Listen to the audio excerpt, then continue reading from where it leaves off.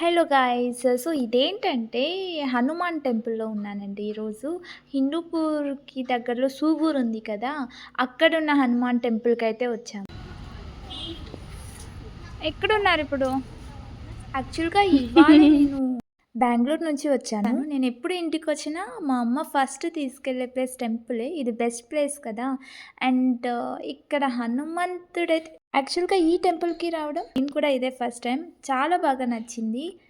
బయట ఇలా విగ్రహం అయితే ఉంది. అండ్ లోపల ఇందాక వీడియోలో చూపిచ్చా కదా! అలా అయితే ఉంది.